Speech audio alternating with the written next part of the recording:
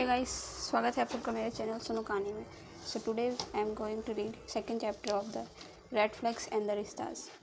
A warm puff of wind went past me, tousling my shoulder length hair. Instead of flying smooth over my face like Deepika Padukone's introduction shot in Om Shanti Om, mine got stuck to my lip gloss. I turned around and slapped the stray strands away, blowing air from my mouth. For assistance, I finished out my phone from my teeny black sling bag I was carrying. A text awaited me. Almost 9 p.m. 6 minutes. My date's lack of punctuality was costing me out, costing me my outfit. I already regretted wearing the peach bodycon dress, and had not even had a bite to eat yet. The body hugging outfit that had seemed fluttering a few hours ago was now a recipe for sweat patches. Of course, I could not avoid it, avoided waiting out here in the heat, but the thought of entering Saurav's house by myself was somehow less appealing than enduring this humid April weather. I was not ready to face the pack of wolves yet. The party seemed like it was already in full swing. If the hum of music coming from inside the bungalow was any indication, the 11 p.m. noise curfew did not apply to this under-rich neighborhood. Despite being a residential area, the plot in scenic farms were huge and far apart, ideals for throwing razors. I was about to dodge the second call from Belinda in 15 minutes when a cab pulled up in front of me and a car stumbled out of the backseat. We are outside. I spoke into the phone, disconnecting it immediately to greet my date. "Hey, sorry I'm late," he said, bending down to hug me. Fuck boys, in my experience, were always huggers. I had never met one who had tried to shake my hand or take a sweet seat without any physical contact. This one too squeezed me tight, letting me to believe for a microsecond that we had spent countless days and nights depending our bond instead of 5 sentence exchange we would have on Tinder earlier this evening. "Shall we?" I texted, linking my arm through his. He smiled at me, his square mouth revealing a set of pearly white teeth. As we walked over to the house, I took a second to mentally congratulate myself. I had done well. Well, not only was he devilishly handsome, but he was also super fit. I could feel the skin of my arm tingling where it curled around his huge bicep. His printed shirt had a slimming fit, eliminating the possibility of any hidden fat, and as if that was not enough, he was also intimidatingly tall. If I had not worn my nude heels, there is a solid possibility I could have been mistaken for his teenage sister. "So, whose party is this?" he asked, his tone casual. "Saurav, he's my best friend's boyfriend," I said. He nodded and waited for me to ring the doorbell as we reached the porch.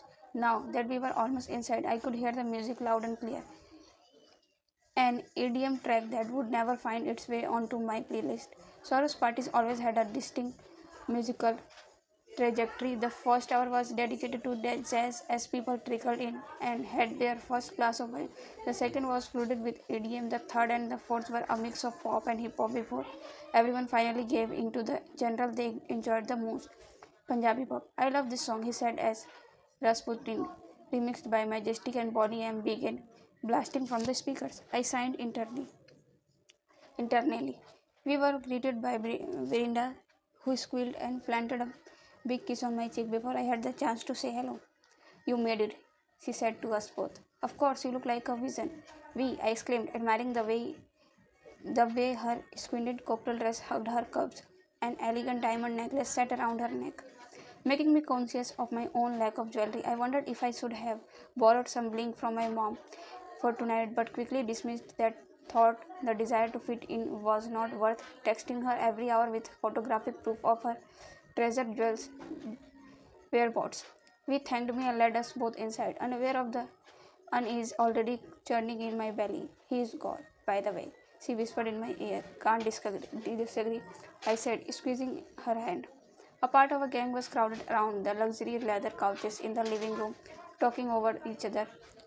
Saurav had a few others were missing, presumably smoking out on the air balcony. "Annie, hey," said Srishti, a girl I recognized from last year's soiree. She glided from across the center table to hug me. I hated when people I barely knew called me that. "I'm Ananya. I wanted to tell her at least to you." but I swelled the annoyance and returned her smile, letting her hold my hand in the way that drunk people do. And who might be this week? She asked, eyeing the man I had entered the party with. We had a round of introduction for a cast sake, and I began to relax as focus shifted to my date. A part of me felt guilty for preparing him around like a trophy, but he looked like he was enjoying being the center of attention. Besides, I fully planned on making it worth his while later. The first hour was largely uneventful. I had devised a strategy to get me through this night. Do not engage, I told myself every time someone said something that would rely me. Like, sweetie, you should totally join us for our annual trip to Maldives this year, or you must be keeping so busy in my many cursed home visit. I had made friends, but with the uninformed servers who helped me stuff my face with fancy finger food to avoid conversation. So far it was working. I was fed and buzzed enough to not care that I did not like 95% of the people at this party. But then I had a misfortune of interacting with a guy named Jay, who whom Saurav introduced as his friend from uni. Even though I knew they had both gone to Ram Lal Anand College, he was the Indian equivalent of a frat boy, loud, ob- obnoxious, and operating on zero point 0.5 brain cells. Hearts hanging, he said, nodding at me. Getting drunk, I said and raised my glass. He took that as an invitation to join me on the single seater sofa, wiggling his ass to make space where there was not any much. Like the aunties in the Delhi metro, wanna play a game? He stood in order to be heard over the music. Anything to get you off my lap? Mm, what's the game? I asked. See that glass on the table, he asked, referring to the square glass table, sandwiched between the couches. We will try to dunk this bottle cap in it. Whoever does it first win, he said. All right, why not? I took the bottle cap from him and got up so fast that his his right butt cheek crashed into the sofa.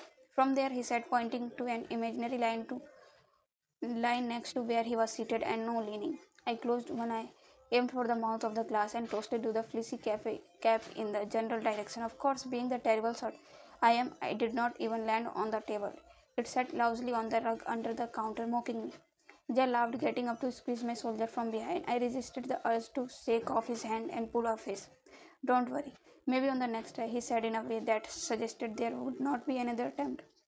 And sure enough, he dunked the damn thing in one go, turning around and whooping endlessly as if he was in the stadium full of fans. When I did not join in the celebration, he walked over to me and handed me the bottle cap. As my prize, I would like to take you on a date. Pretty lady, he said, smiling widely, presumably in a bit of charm. I am not really interested, thanks though. I said in a what I hoped was polite tone. I could tell he had not expected me to turn him down. I did not particularly enjoy being this blunt, but he should have read the room. If his ego had not impaired his 6 by 6 vision, he would have seen I was far from showing any interest in him. Okay, how about you give me your number? He began slowly and we can talk later. I mumbled, trying to think of an excuse, and when I could not find one, I decided to use the liquid courage. No thanks. You know what? I'll give you my digit, and you can hit me up if you change your mind, he said as he winked at me, unmoved by the rejection. I was about to tell him I was not going to let him to do that either when Akash appeared at my side. Hey babe, want a drink? He asked, touching the small of my bag. Jet turned red as realization hit him. He held up his hands immediately. I am so sorry, bro. Didn't know she was your girl, he said, beginning to retreat. That pissed me off more than anything that had previously come out of his mouth. Do not engage, I reminded myself, but it was too late. So he would stop hitting on me if I am with someone, but not because I am simply not interested. I had to practically shout at the last bit because that he had sprinted from the balcony. My date shifted his weight awkwardly, clearly not thrilled to have rescued me. My little outburst attracted the attention of a few of the others in the living room, and Verinda and her boyfriend rushed to my side. What's wrong? She asked, touching my arm. Nothing, don't worry, I said, deciding this was not important enough for her to fake over. I did. However, threw a dirty look in Saurav's direction, who should have known better than to let one of his paired friends hit on me. He had tried to step me up twice before, once with a and once without a consent, and failed both of times on account of the total lack of compatibility between both parties. It's not like he did not know me. I had been third wheeling him, and we for years now, after all. But When it came to finding me guys, he always went for who he liked and not who he thought I would like. I think he just wanted to make sure he had a partner in crime for our future double dates. Akash, what happened? Virinda asked, directing her attention to my date, who was looking away and taking imaginary sips from his empty whiskey glasses. When he did not respond, she tried again. Akash, I elbowed him in the rib, and his head shot back to four of us. Alright, me. Okay, so maybe I would lie. His name was not really Akash, but I had managed to convince him to pretend that it was, and that had to count for something, right? He had been weirdly unbothered by it, as if this was a regular requested by girls he met of dating apps, but I had realized over the course of the night that that was his general demeanor. He was not super inquisitive, avoided confrontation, and was as easy giving as they come, which worked perfectly well for me. Vinita took my hand and led me away as Karan, Akash, and Saurabh escaped to the balcony for another smoke. We walked hand in hand down the hallway to the master bedroom and shut the door behind us. I dove onto the bed, bouncing a few times over. We joined me, giggling as her dress flew up in her face.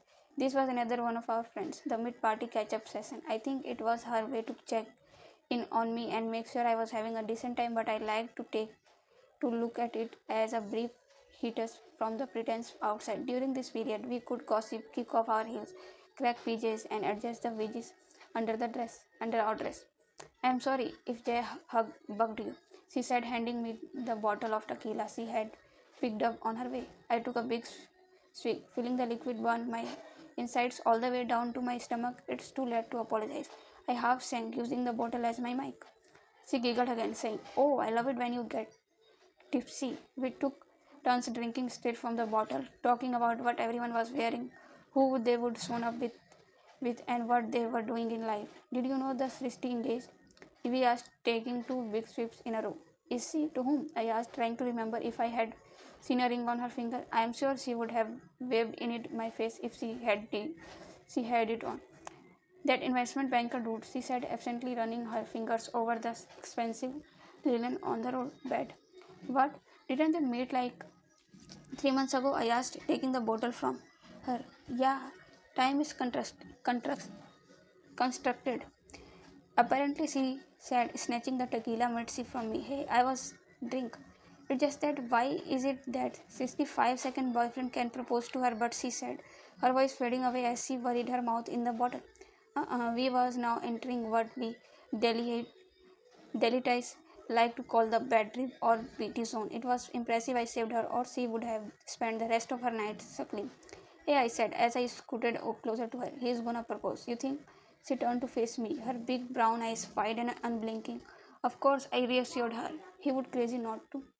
She let me pull her back from the edge, and we resumed drinking over happier topics, and when the alcohol started hitting our sweet spots, we got up from the king-sized bed and proceeded to traverse the hallway back to the living room into the world of wine drinkers and food toppers. The thing was, she fit into the boat, this room. I did not. The party burst with laughter, clicking glasses, and the lively chatter of people prancing around in their glamorous designer outfit. As I made my way into the room, I could not shake the feeling of being an outsider. The people here spoke a different language, a subtle code of reference and connections that felt distant and exclusive. So I parked myself in a corner and decided to focus on the tequila. At some point, Karan found his way back to me and asked if I wanted head to his place. We said our goodbyes, stumbled out of the house, got into the cab, made out for however long it took to get to his place, and then somehow made it to his apartment. He did not bother switching on the light when we entered and led me directly into his room. Karan did not give me any time to peek at the little mementos or the framed photos on his wall, and the first thought I had when his lip met mine was that I had to pee. All that tequila was on its way out. I kissed him back for a few seconds, crossing my legs to buy my bladder some time. When I could not hold it any longer, I gently pushed him away. Where is the loo? I asked.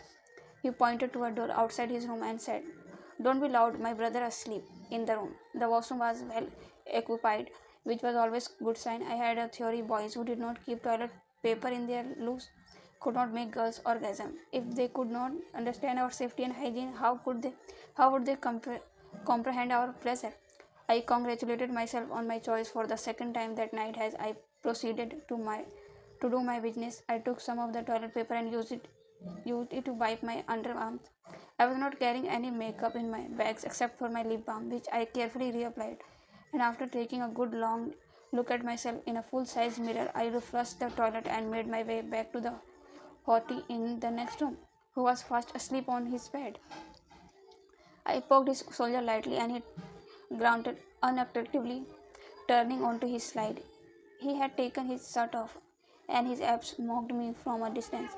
Got any more toilet theories, Annie? Annie? They seem to say, huh? Because there was not couch or a chair in the room, I sat down on the other end of the bed and took out my phone. I had officially entered the BT zone. This night had been an absolute waste of my time, and I was ready for it to be over. If this was a rom-com, I would sneak out of Karan's house, assuming I had never seen him again, only to bump into him a few days later at the supermarket where he would reveal how hurt he had been by my flippant behavior. I would then take him out for a dinner to make it up to him, and we would pick up right where we had left off. But this was not rom-com, and I passed on his bed, waiting for my cab driver to arrive. Chapter 3rd. Chapter 3rd. A loud noise woke. Sorry. Chapter name: A Messy Affair. A loud noise woke me. Almost fell off the bed, Karan's bed.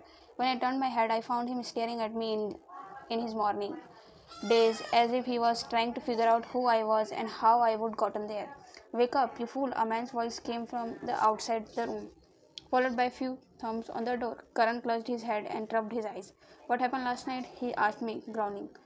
You passed out, I said, getting on all fours to retrieve my heels from under his bed. And I guess I did too. He groaned again, and I heard him fall backwards onto his pillow. The thumping on the door continued. You are going to make us late. Okay, so this was going to be awkward. It looked like this guy's brother would witness my walk of shame without knowing that there was not much to be ashamed about. What time is it? Karan asked. I checked my phone. 10 a.m. and five missed call from home. Shit, mom would have wanted me to at home and freshly bathed by now. I did a mental calculation of my ATA. It would take me at least 50 minutes from the South Delhi hub of Khoskas, where Karan's apartment was, to the foreign lands of Noida, where I lived. The, the Delhi NCR region include various districts like Faridabad, Gurgaon, Noida, and Sonpat. But somehow the least liked area was place I called home in school. Kids often tease me by saying only Gundas lived on the other side of the Jamna Par. My phone rang again, reminded me that I needed to get out of here ASAP. Yesterday, I was popping up from the floor, heels in hand, and the doors to Karan's room was thrown open. Karan, wake the hell!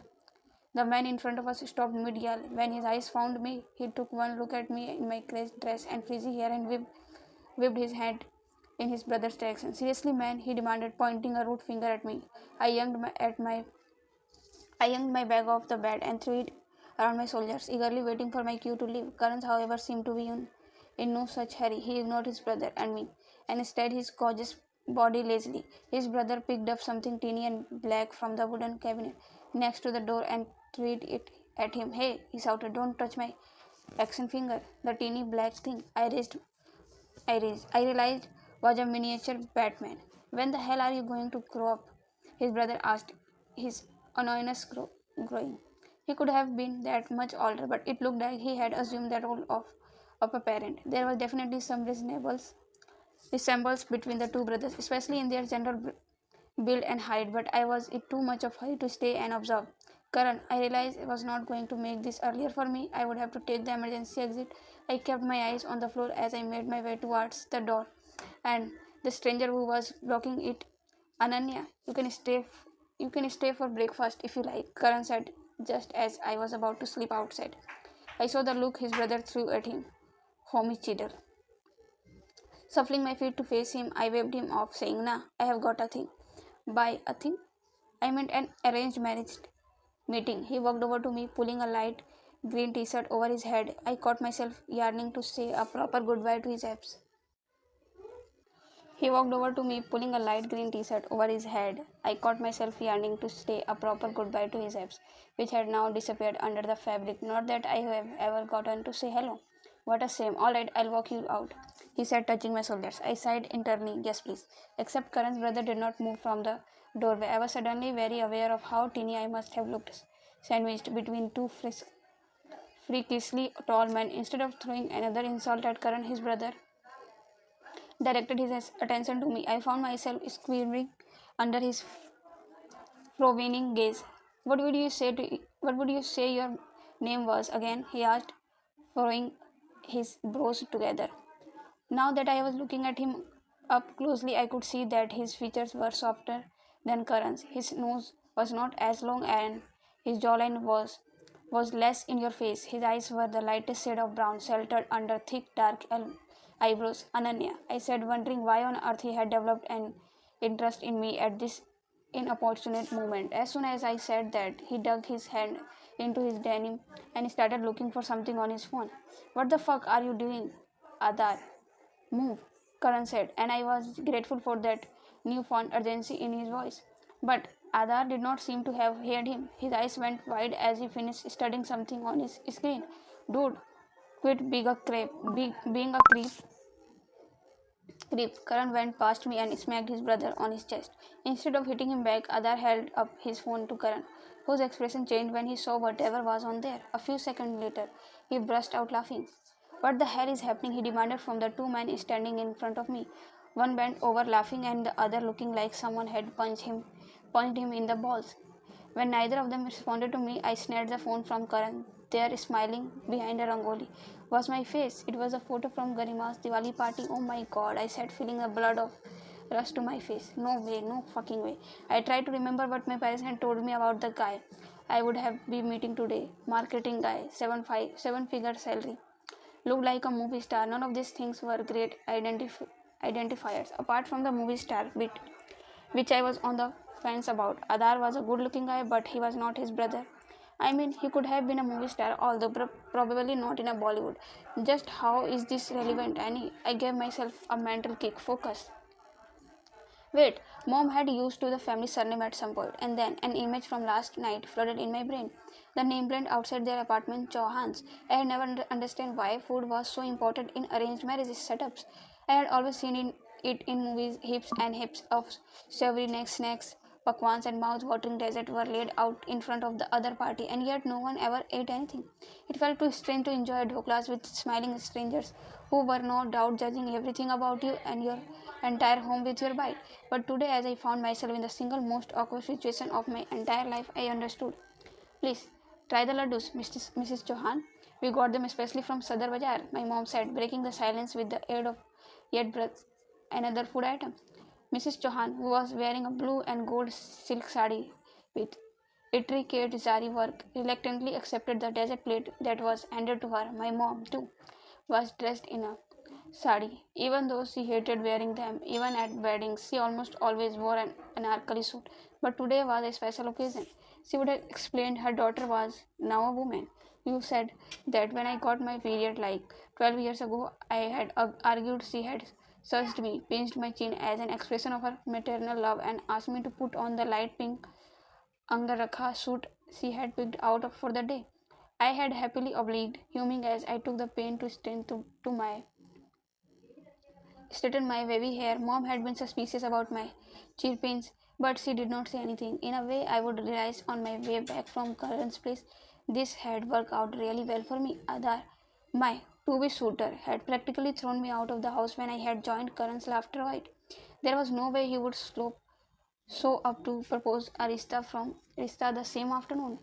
And yet here he was, sitting in front of me on my coffee brown leather couch, dressed in a dark grey blazer over a white t-shirt and black trousers. He looked nothing like a dude from this morning. His dad sat on his right wearing an off-white kurta almost identical to the one my father was wearing. To my horror, Karan had also shown up. He was the most relaxed person in the room, and I saw him stifling a laugh on more than one uncomfortable occasion. He clearly harbored no leftover guilt about costing his brother a match. I did not blame him, I envied him.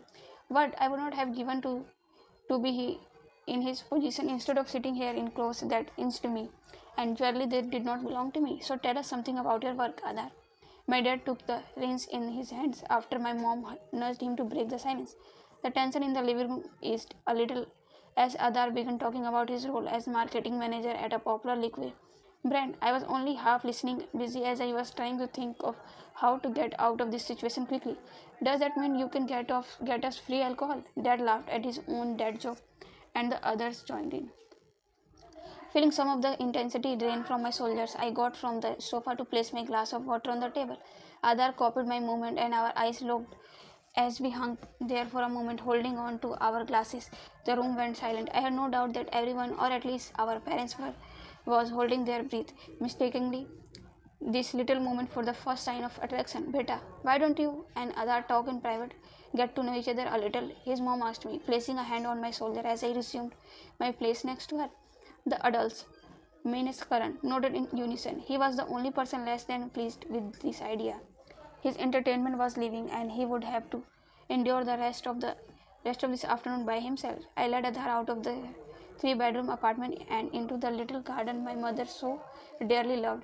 The sun was shining brightly above our heads, and the lack of breeze made the afternoon particularly stuffy. I hopped up on the wooden slab that separated our garden from our neighbors. Adar came to stand in front of me, his hands stuffed firmly in his pocket. What the hell are you doing here? I demanded, getting right to it. A look of confusion crossed his face as he asked, what do you mean? I mean, I said, pausing to inhale dramatically. Why didn't you cancel the damn thing? He let out a dry, humorless laugh. Why didn't you? I stared at him, irritated by his ignorance of the unfair power dynamics at play in arranged marriage. If I could have bowed out of this meeting, I would have opted to do it long before the events of this morning. But if he was not going to acknowledge it, I was certainly in no mood to let him feel like he had a upper hand in this situation. I am sorry, my bad. I thought you would have the bells to do it, I said innocently, and come across as Dutchbag who cancelled 2 hours period. No, thanks, he shot back. Wow, I mouthed, shaking my head incredulously. He opened his mouth ready with a retort, but then closed it without delivering it. I crossed my legs on the high platform, aware that my mother would throw a fit if she saw me sitting like that in this traditional outfit.